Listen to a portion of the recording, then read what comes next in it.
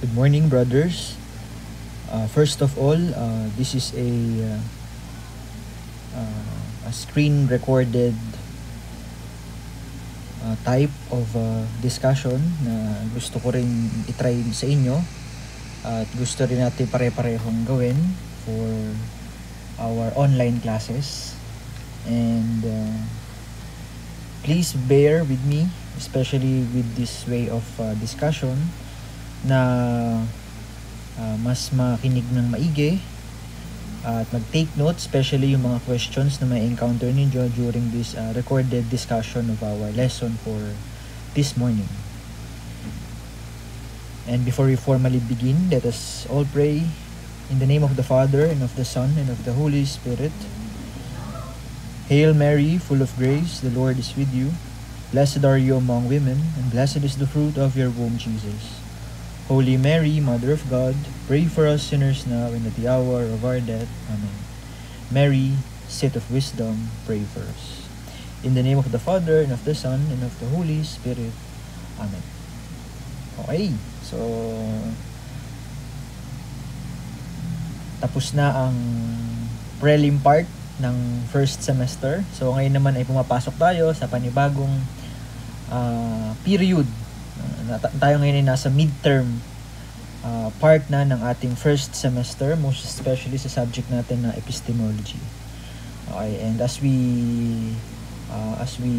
move forward sa ating subject, ay mas naintindihan niyo na kung ano ba ang epistemology, ano ang iba't ibang theories, ano ang ibang approaches ng ating mga philosophers regarding this branch of philosophy on epistemology. Okay, so bago natin formally na simulan ang ating dapat na pag-uusapan for this morning, ay magkaroon muna tayo ng maikling review. Yan. Maikling overview, summary ng inyong nabasa na sabihin natin article, paper regarding sa early 17th century rationalism, most especially kay René Descartes. So, alam ko naman na naging familiar na kayo sa kanya.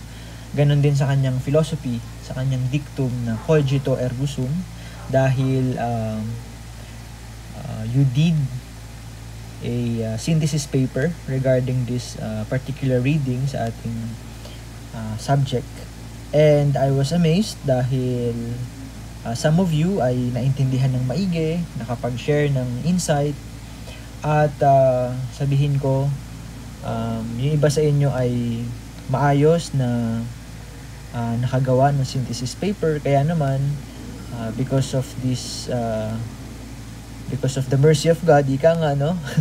Kayo ay nagkaroon ng incentive, kayo ay nagkaroon ng, syempre, nagkaroon ng kapalit yung inyong ginawa na pagsisikap na ito na makagawa ng synthesis paper. Okay. So, bago tayo pumunta dun sa dapat nating pag-usapan muna natin ng mabilis itong 17th century rationalism. Okay. So, magsisimula tayo kay René Descartes. Okay. So, si René Descartes ay isa to sa mga kilalang philosophers ng lahat ng mga nagfi-philo major. Okay. So, si René Descartes ay hindi lamang isang philosopher. So, isa din siyang mathematician, no? Kaya sa math, kung matatandaan niyo sa geometry, merong Cartesian plane na tinatawag. Okay. So, nagpapakita lamang ito na somehow yung mga philosophies niya ay may halong mathematics. Okay. So, mag-focus tayo dun sa primary work. Isa sa mga primary work ni René Descartes, yun ay ang about sa discourse on method. Yeah, isa yan sa mga sabihin natin na major and primary work ni René Descartes. So itong discourse on method na to ay isang mahabang thesis na kanyang ginawa, na ito yung background dun sa kanyang famous dictum na cogito ergo sum. So ano ba itong discourse on method na to? So dito pinapakita dito yung tatlong steps. So, mas paikliin lang natin. Padalain natin tong ano ba itong discourse on method na to.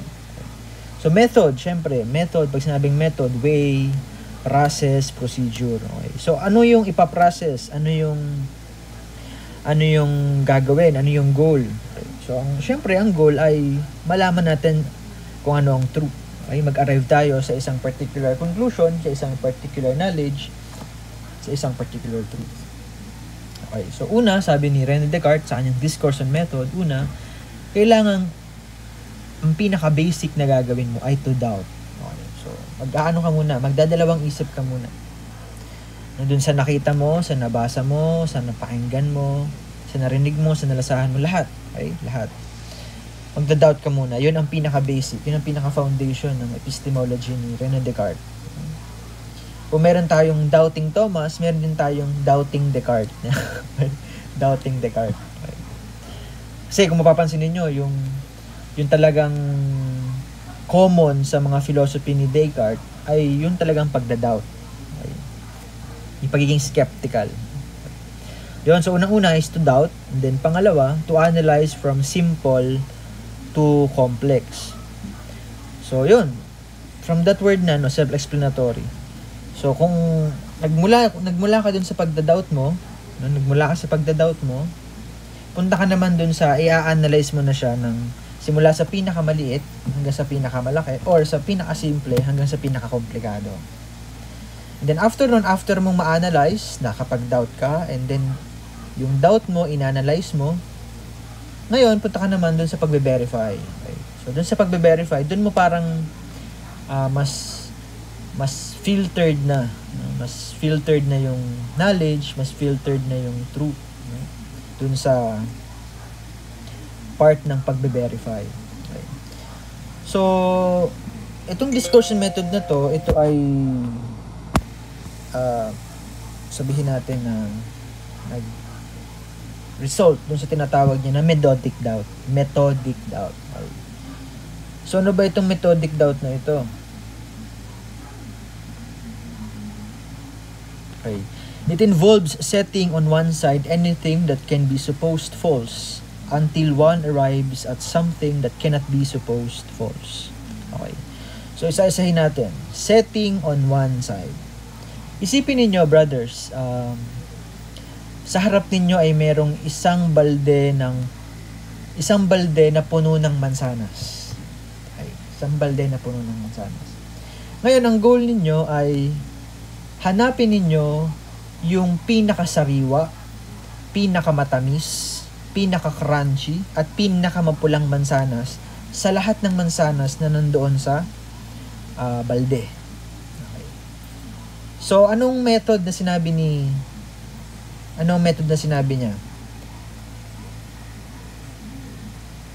Supposed false until one arrives at something that cannot be supposed false. Okay, so anong gagawin mo? Siyempre, iisa-isahin mo yung lahat ng mansanas na yun. Iisa-isahin mo, alin dun yung sinasabing pinakasariwa, pinakamatamis, pinaka-crunchy, pinakamapula. Lahat yun, iisa-isahin mo yun. No? Kahit pa gaano pa yan karami, kahit gaano pa kalalim yung balde, okay? Iisa-isahin mo yun para lang maka-arrive ka dun sa goal mo na mahanap yung pinapahanap sa yung mansanas. Okay? So parang hahalungkatin mo, hahalukayin mo yung balde na yon para makita mo lang yung mansanas na yun.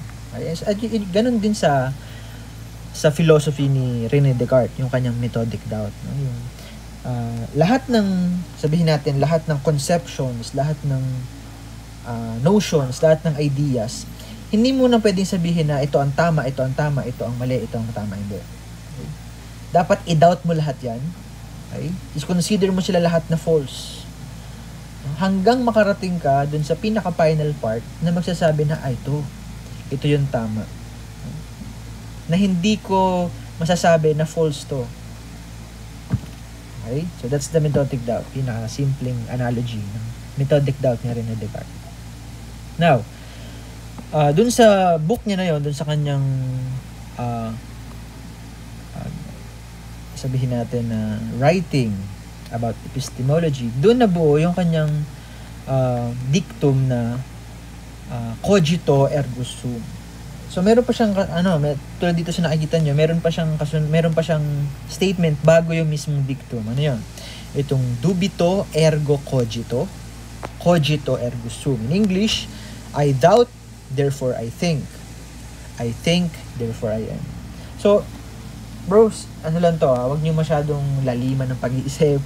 Wag niyo, don't make things complicated. Napakasimple lang ng ibig sabihin ni René Descartes. At ano yung kanyang ibig sabihin dito? Simple lang, no? I can doubt. Sorry, bros.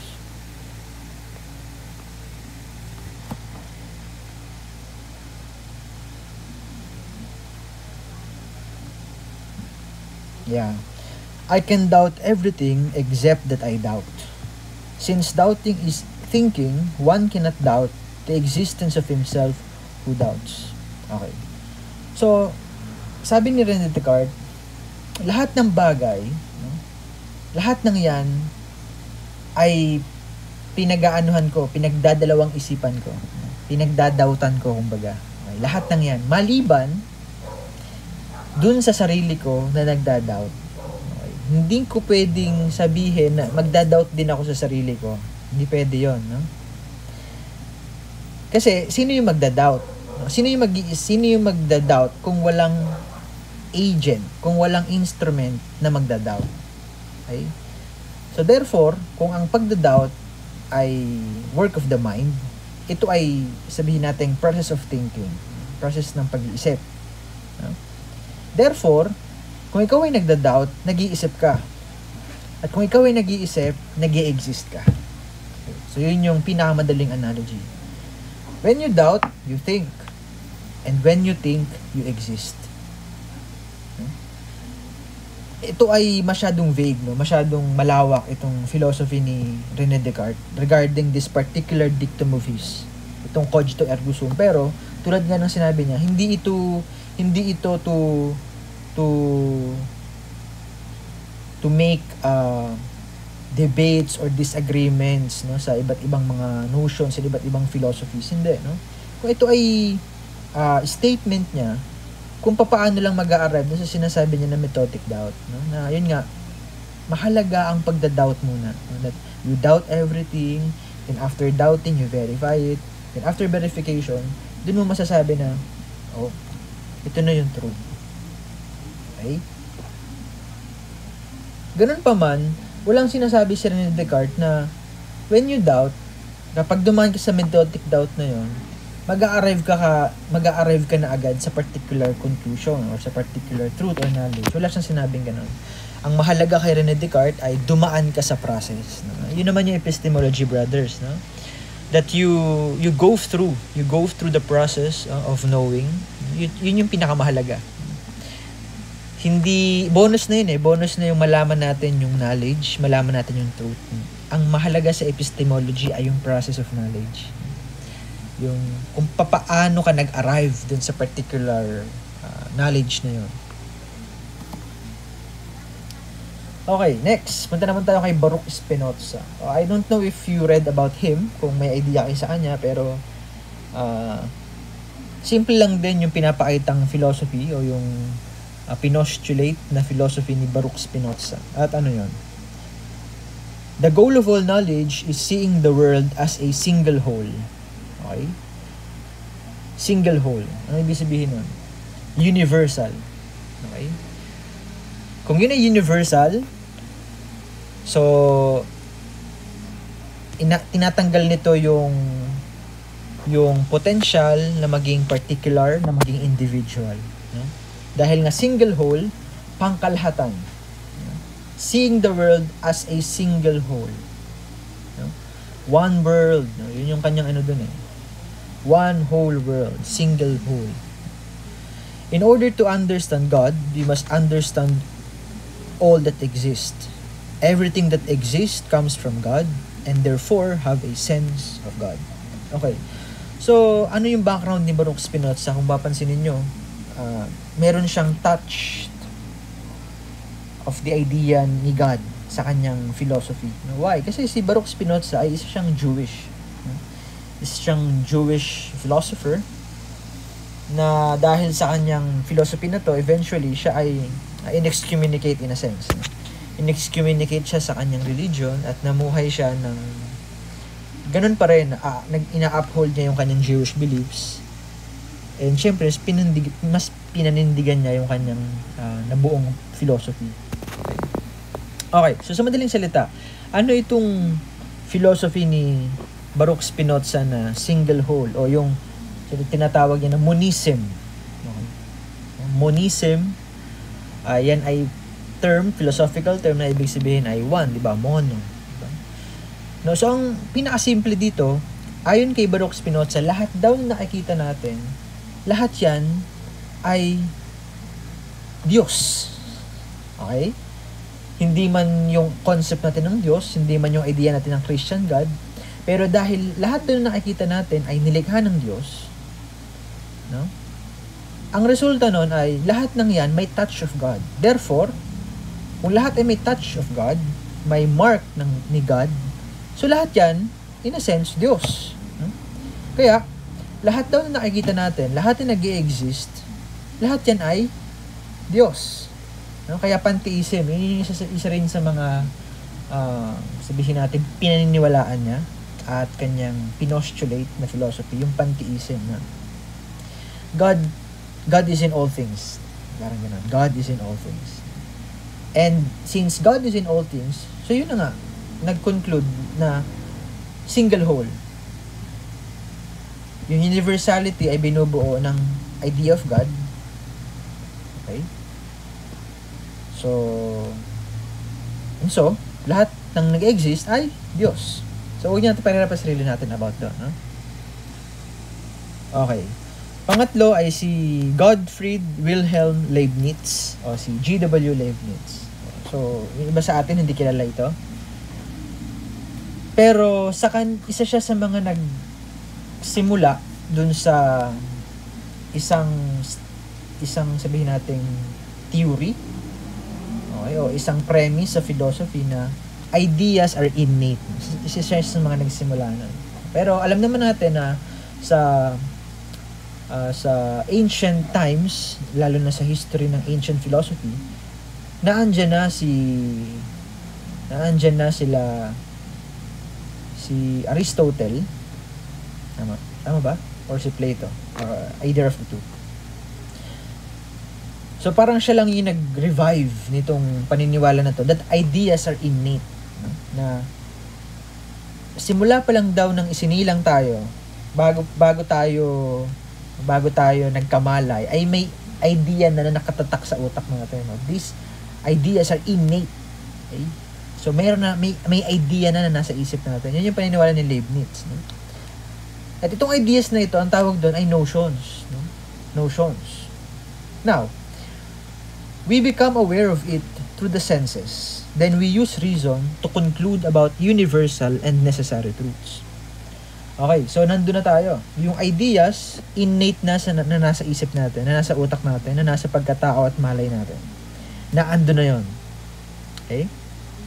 Ang trabaho lang ng senses, ang trabaho lang ng perception, ay parang, ito yung trigger. Ito yung magti-trigger dun sa ideas na mag-develop, mag-conclude dun sa truth, universal and necessary truth. Okay?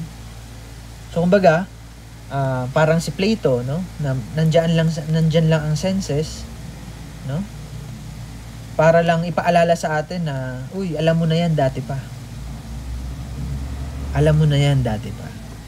Pinapaalala lang sa atin itong innate ideas na ito through our perceptions, our sense knowledge. Experience just confirmed that what we perceive is correct. So, yun nga, yung experience natin, yung sense perception, ito ay isang verification lang, confirmation na totoo nga na ang ideas ay innate. Okay, so, yun na yung according kay G.W. Leibniz. Okay. So, silang tatlo, mostly, ang bumubuo dun sa rationalism, dun sa era ng philosophy na rationalism. Okay. So nandun pa rin tayo sa 17th century, pero early 17th century rationalism. Okay. So kung papansinin niyo, lahat ng result o lahat ng yung pinaka-common na philosophy nilang lahat ay gumagamit ng reason. Nagsisimula sa pag-iisip, nagsisimula sa thinking process, yung epistemology. Rationality, kaya nga rationality, no? yung reasoning capacity. So ngayon, punta naman tayo sa mismong discussion for today, for this morning. And this is about British empiricism, part 1. So, I really intended to divide our discussion kasi sobrang haba ng discussion about British empiricism. At saka, ito na yung mga philosophers na mahirap intindihin, baka mag-nosebleed tayo pare-pareho. Kaya minarapat ko, I really intended to divide the discussion into 2 parts. Okay? So, yun, ang British empiricism ay nagsimula noong late 17th century to 18th century. So, yun yung timeline, yung ating guide sa history kung nasaan nandoon ang British empiricism. So, una, bakit British empiricism? Siyempre, nagsimula yan, saan pa ba? Sa Great Britain, sa London. Doon siya nagsimula. Okay? Empiricism. Bakit empiricism? So, okay. So, empiricism is a philosophical doctrine that holds the view that knowledge is derived from experience. Sorry, Yan. Ulitin ko. Empiricism is a philosophical doctrine that holds the view that knowledge is derived from experience. Okay. So, tulad na sinabi ko sa inyo sa introduction natin ng mga unang klase, ganun naman sa history ng philosophy, no? Either mag-a-agree ka sa former philosophies or i-develop mo or i-refute mo. Ganun naman, ganun ang buhay ng isang philosopher, no? Either i-agree mo at i-develop or i-refute mo. Okay? Iko-kontrahin mo kung ano yung present na nag-e-exist na philosophy. Ganun din sa British empiricism. Dahil yung nauna sa kanya ay yung era ng rationalism na gumagamit ng reason alone. Reason alone. So, ang ipinanglaban naman ay yung empiricism. No? Parang kinokontra nila na, oh no, hindi sa reason, not true reason para ma-achieve natin or para malaman natin ang knowledge, ang truth. No. Sabi ng mga empiricists, ano naman ang empiricist? Ang empiricist are those that denies the understanding of the rationalist that ideas are innate. Okay, so tulad ng sinabi ko, these empiricists refuted yung former belief or former philosophy ng mga epistemology na nauna sa kanila, yung mga binanggit natin kanina, si Descartes, si Spinoza, tsaka si Leibniz.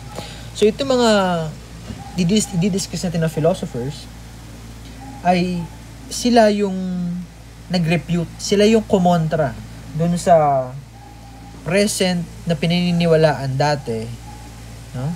Na ideas are innate. No? Why? Empiricist no? Strictly believes, no? Strongly upholds, no? That ideas can be gained through perception.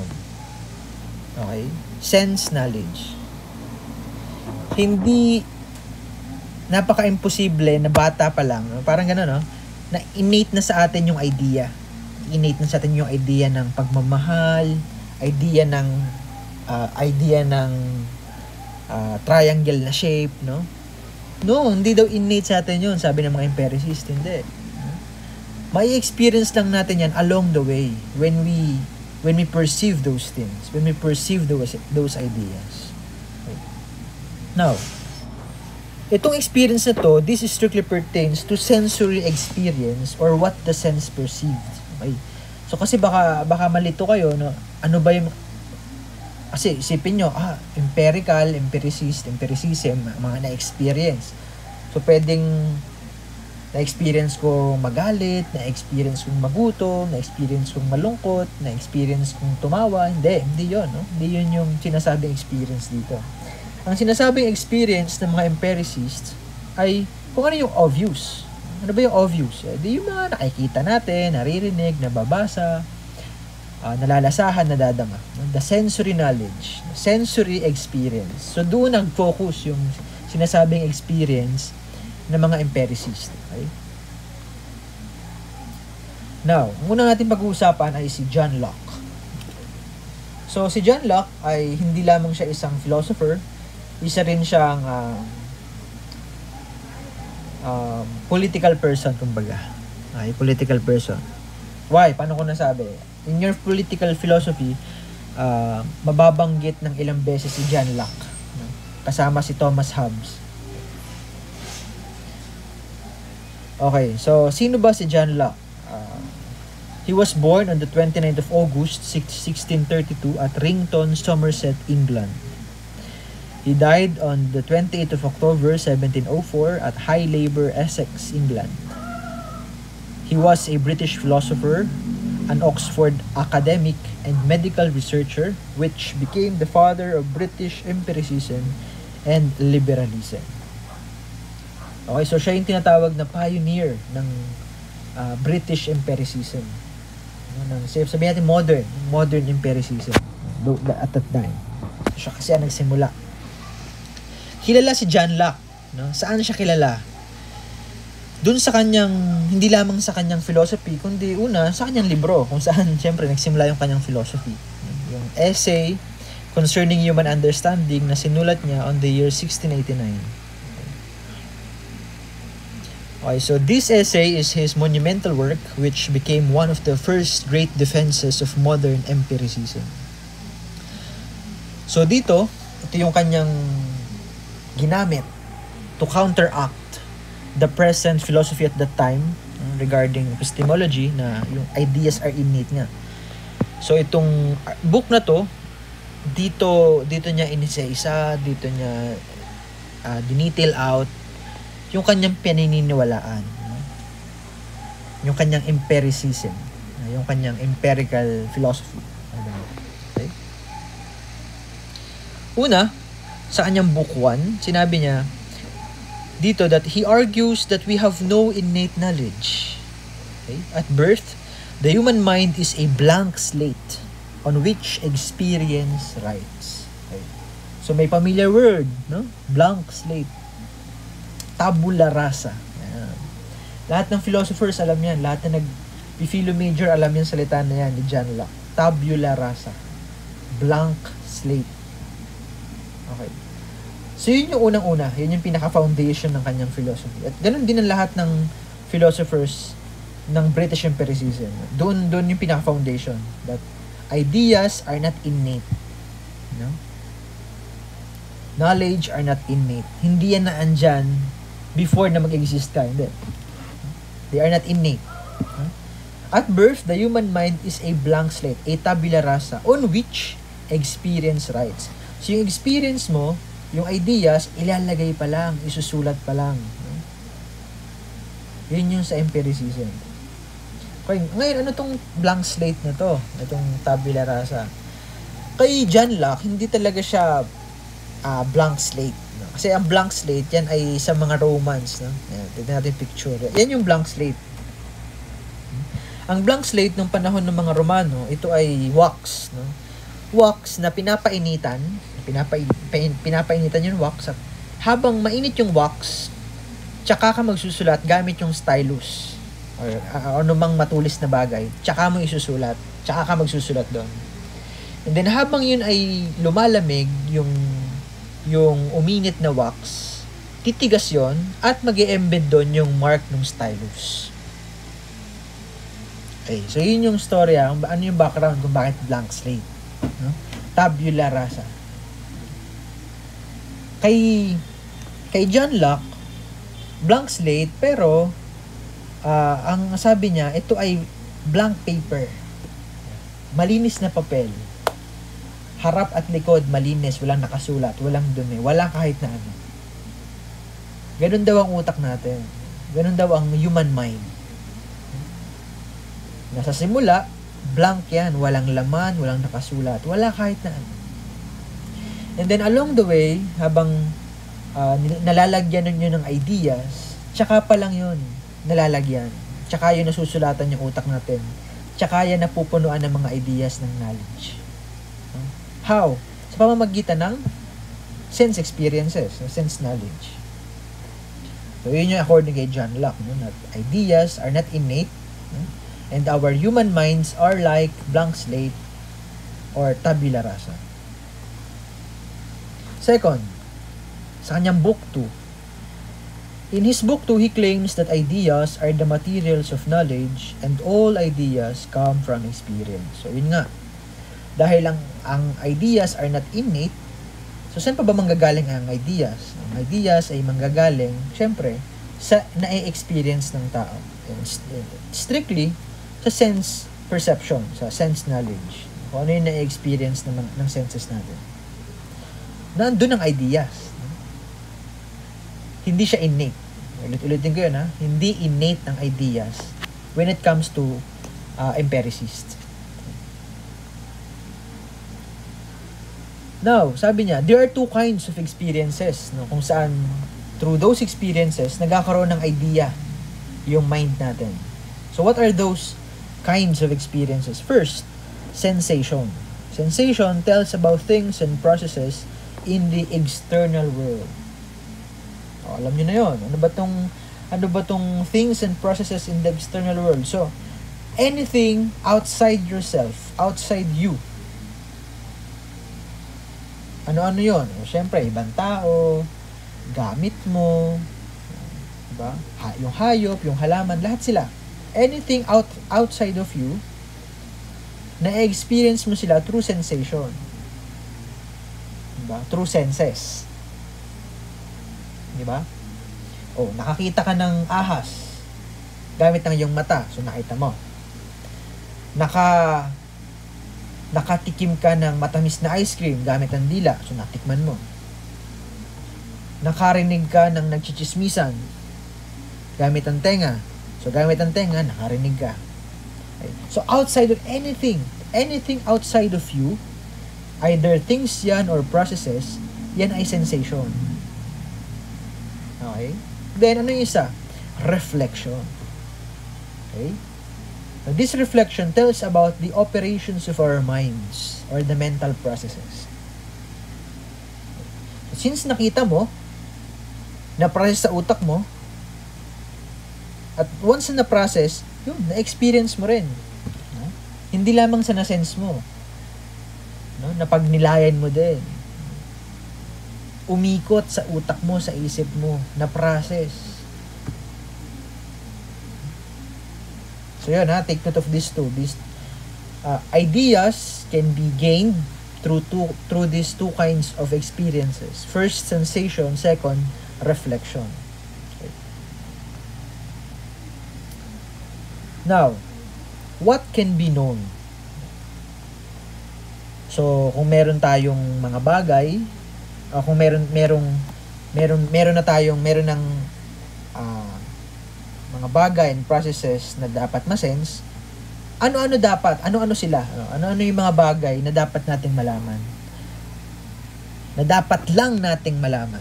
Ano-ano sila? Sino-sino sila? Okay. Basahin natin to. The ideas of primary qualities of bodies are resemblances of them, and their patterns do really exist in the bodies themselves. But the ideas produced in us by these secondary qualities have no resemblance of them at all. There is nothing like our ideas existing in the bodies themselves. They are in bodies. We dominate from them. Only a power to produce those sensations in us. And what is sweet, blue, or warm in idea is but the certain bulk, figure, and motion of the insensible parts in the bodies themselves, which we call soul. Okay. So ito ay from the words of Locke himself. No? Malalim. Paikliin natin. Ganun naman tayo sa philosophy. Dapat padaliin natin yung isang bagay na komplikado. Okay. So sabi niya, Lahat doon na nakikita natin, everything outside of us have primary and secondary qualities. Okay.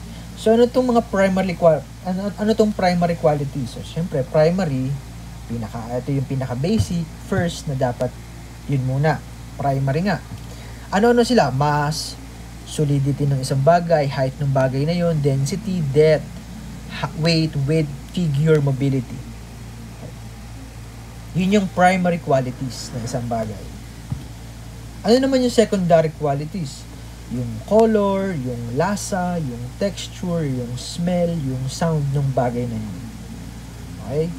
For example, nabubuhay tayo sa example, pero wag kayong masanay sa example kasi sa metaphysics, sasabihin sa inyo ni Father Paul na wag ibababa yung dignity ng metaphysics sa examples. Pero in this case, in our situation, mas maganda na may paliwanag natin itong philosophy niya through examples. Okay. So kuha tayo ng isang pinakamalapit na bagay. Mesa. Yan. Lahat kayo ngayon ay nakaupo malapit sa mesa or nakapatong yung mga braso nyo sa mesa. Ano ang primary quality ng mesa na yun? Ano yung primary quality niya? Matigas. Di ba? Matigas. Ang size niya ay sabihin natin 21 by 22 inches. Ganon. And then scientifically speaking, meron siya mga atoms sa loob. Meron siyang atom sa loob. Meron siyang weight na ang weight niya ay sabihin natin na 40 kilograms, for example. Yun yung primary qualities. Ano naman yung secondary qualities? Yan na yung kulay brown, yan na yung amoy barnes, no? Yan na yung, kung titikman nyo brothers, kung titikman nyo, mapait, gano'n. Magaspang, yan yung secondary qualities. However, sabi ni John Locke, primary qualities are those qualities that does not concern us, but that concern itself and which are inseparable from the bodies.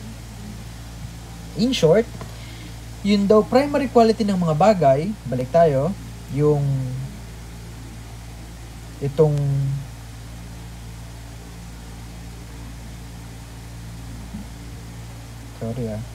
itong mass, solidity, height, density, depth, weight, width, figure, mobility, lahat yan as is dun sa bagay na yun.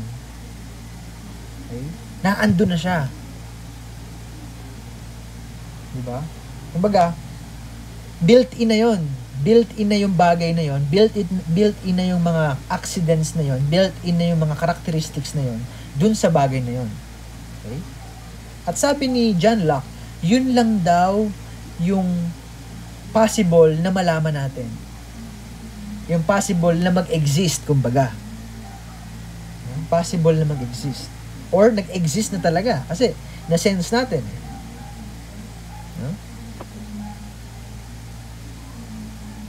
Yun lang talaga yung nag-exist. Wala tayong pakialam dun sa mesa na yun, dun sa primary quality ng mesa na yun. Hindi, bakit? As is yun.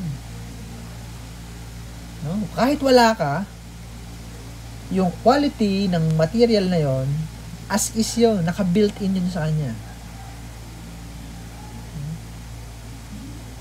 Pero yung secondary qualities has nothing to do with the object per se, because these are just ideas in the mind. These are just ideas in the mind. Paano ko nasabi? Ito daw secondary qualities, hindi talaga siya nag-exist outside of us, no?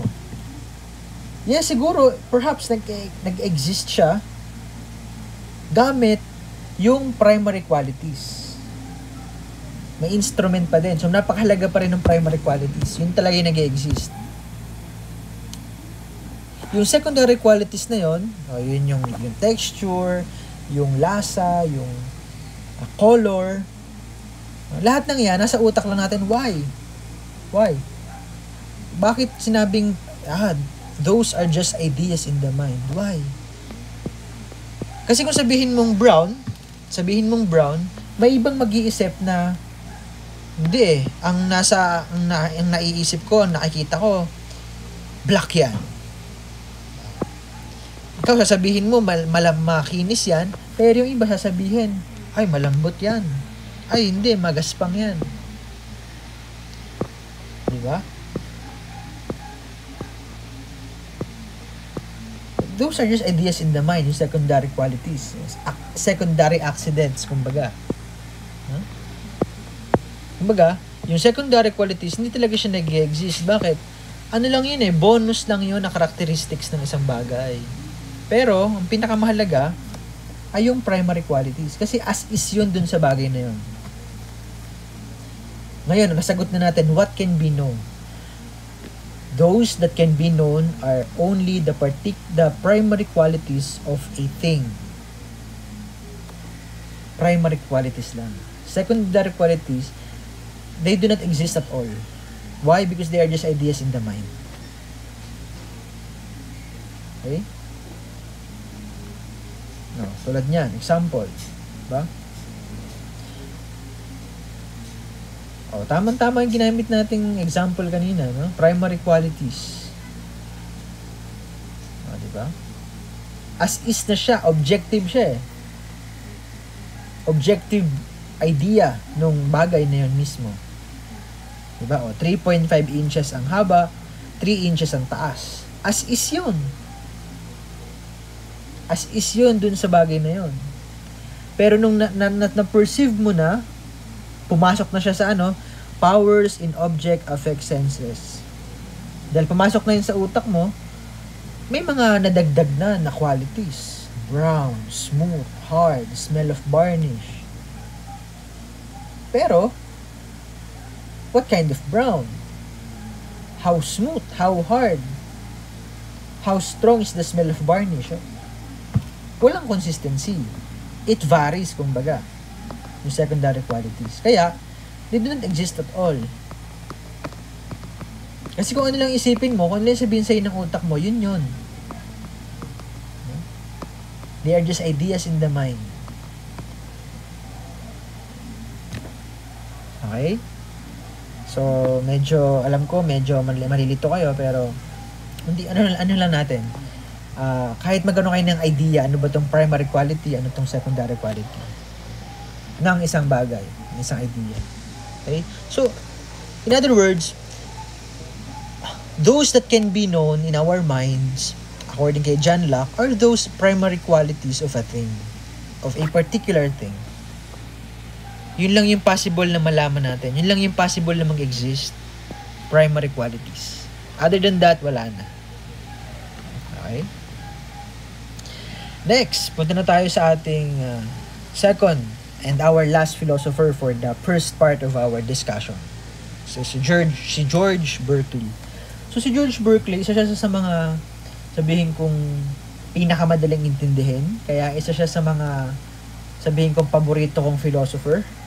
Si George Berkeley. Napakadaling intindihin, tsaka magandang pagnilayan, pag-aralan ng kanyang philosophy. So, before that, pag-usapan natin sino ba si George Berkeley.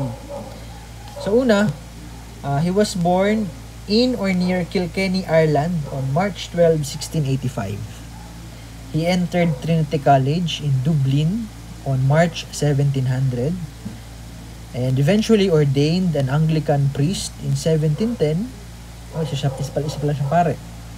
And eventually became Bishop of Cologne in January 1734. He died on January 14, 1753. Okay. So, siguro may idea na kayo kung sino ba itong si George Berkeley. So, syempre, since bishop siya, pari siya, isipin na natin, i-presume na natin na ang kanyang philosophy may touch of God ulit. Tulad ni Baruch Spinoza na isang Jewish.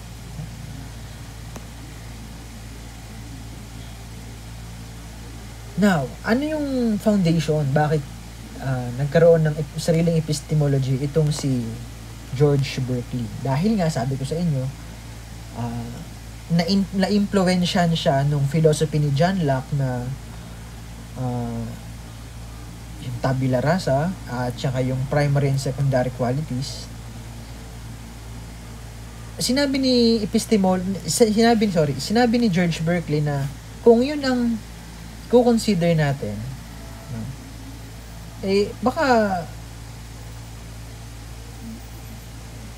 baka na masyadong atheistic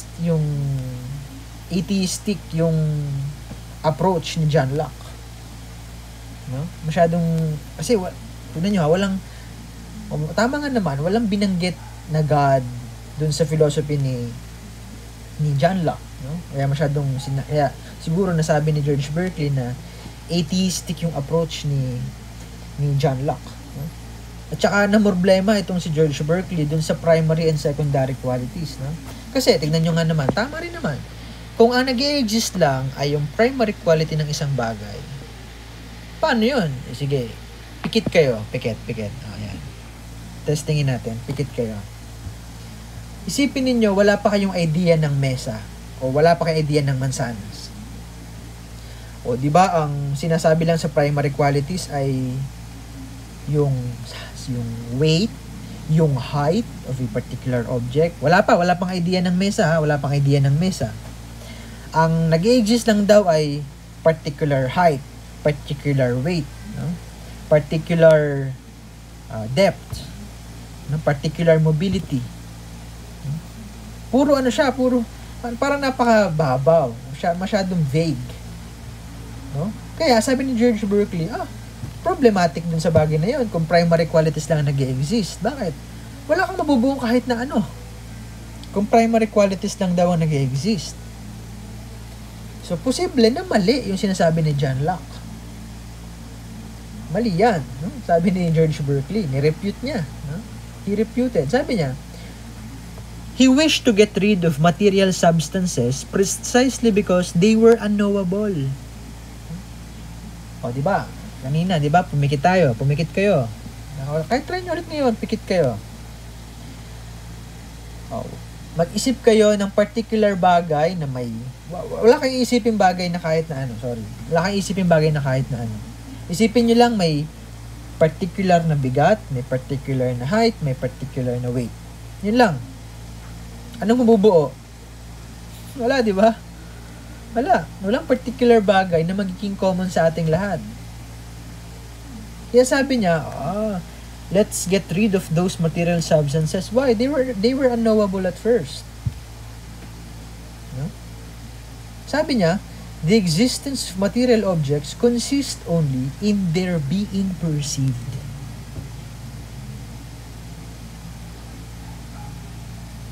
No? Focus tayo dun, ha? The existence of material objects consists only in their being perceived. At doon maglilid sa another dictum, famous dictum, na si George Berkeley ang nagsabi. Okay, at ano yun? Esse est percipi. To be is to exist. Ulitin ko, ha? Esse est percipi. To be is to exist. Masyadong maganda, no? Baga, dapat i-perceive muna kita bago ka mag-exist. Dapat makita muna kita. Dapat malasahan muna kita. Dapat maramdaman muna kita, maamoy kita, marinig kita bago ka mag-exist sa buhay ko. Baka ko na iniisip nyo, ha? Kailangan ma-perceive muna kita bago ka magkaroon ng puwang.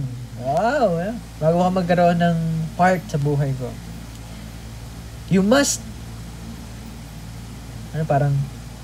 kailangan ma-perceive muna kita bago ka mag-exist. To be is to exist. Esse est percipi. No? One's existence depends on the perceiver. There is no matter or object, but only perceiver, which existence does not have physical form. Only disembodied minds perceiving things that aren't really there, that are not really there. Uy, medyo Ulitin ko ha. One's existence depends on the perceiver. Then, there is no matter object, but only perceiver, which existence does not have physical form also.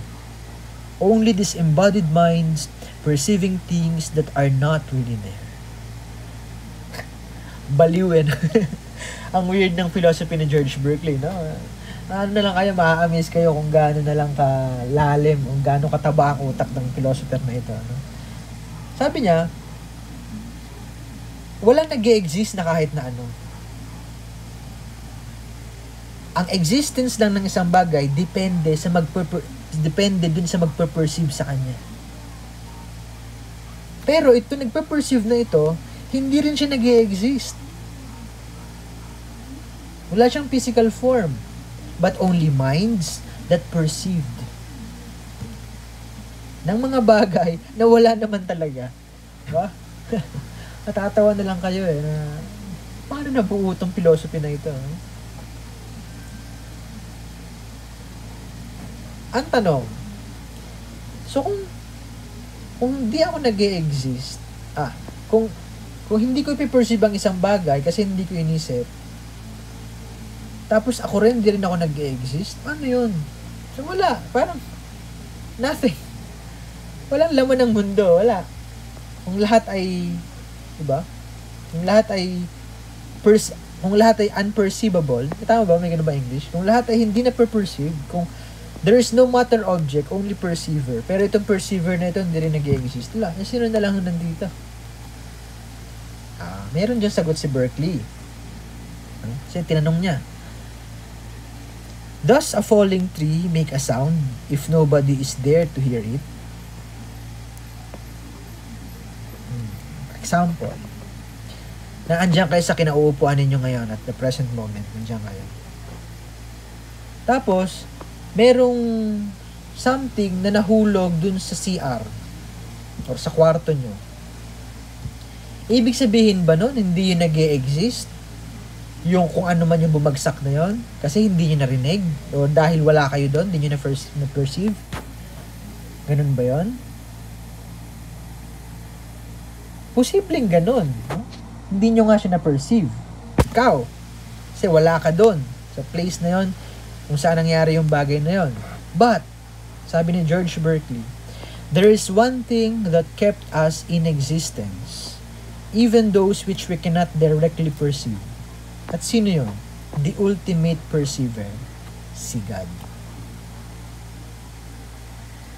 Oo, tamang hindi mo yun narinig o hindi mo nakita yung pagbagsak niya.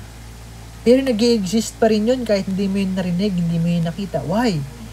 Because there is this ultimate perceiver, si God, na nakakakita ng lahat ng bagay.